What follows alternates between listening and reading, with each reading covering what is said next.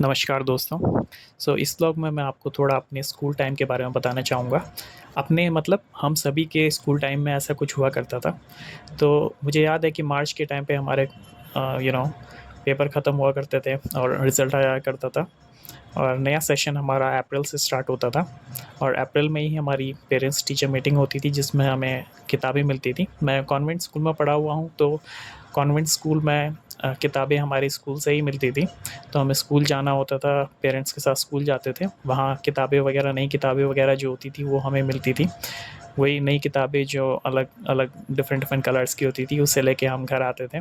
घर आने के बाद हम बहुत देखते थे, उनकी खुशबू बहुत अच्छी आती थी, हमें याद है। और पेज हम पलटाते रहते थे बार बार। अलग अलग किताबों की अलग अलग डिज़ाइन की किताबें कौन सी नई आ रखी हैं, क्या आ रखी हैं। तो उस दिन हमारा कुछ नहीं होता था। नेक्स्ट डे हम क्या करते थे कि उसमें कवर और चिट्स वगैरह लगाते थे, नेम चिट्स और कवर स्टेपलर्स वगैरह करते थे कवर्स वगैरह में। तो साथ में मेरे पेरेंट्स, ग्रैंड पेरेंट्स भी उसमें हेल्प करते थे उसको लगाने में। तो एंटायर डे उसी में जाता, तो बहुत खुशी होती थी कि नया नया सेशन है और कुछ नया मिल रहा है। ड्रेस भी हमारी नई आती थी।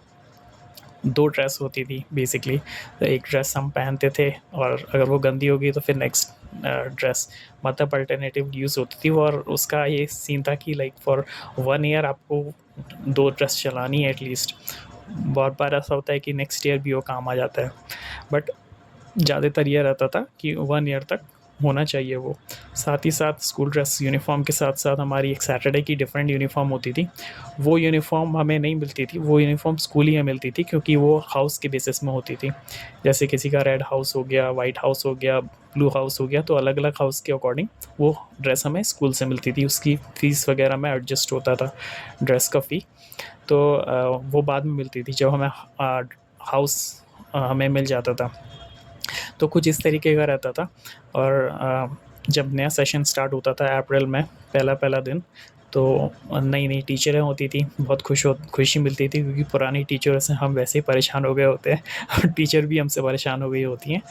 तो जब नया स्कूल मिलता है हमें, नया क्लास मिलता है हमें, और क्या नाम कहते, नई प्लेस मिलती है, बच्चे दोस्त वगैरह तो सारे पुराने ही रहते हैं, खाली हमारा क्लास चेंज हो गया होता है।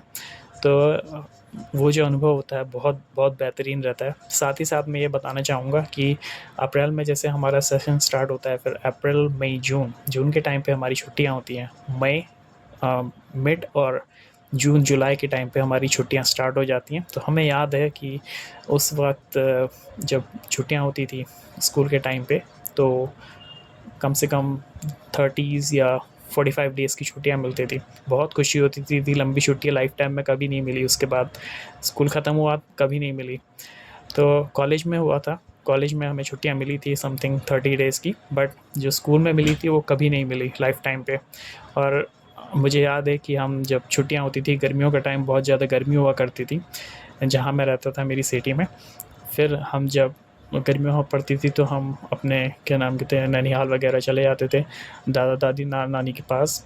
तो वहाँ पे भी वो उनका जो प्लेस है वो हिल स्टेशन में है। तो हमें याद है कि गर्मियों के टाइम पे जब उन पहाड़ियों वगैरह में जाते थे, और जो ठंडी ठंडी हवाएं, पेड़ पौधे लगे हुए हैं और माउंटेन्स वगैरह दिखते थे, तो इतनी खुशी मिलती थी। घाटी वगैरह थी वहाँ पे, घाटी वाला एरिया था, तो इतनी खुशी मिलती थी कि पूछो मत, हम कहाँ आ गए हैं।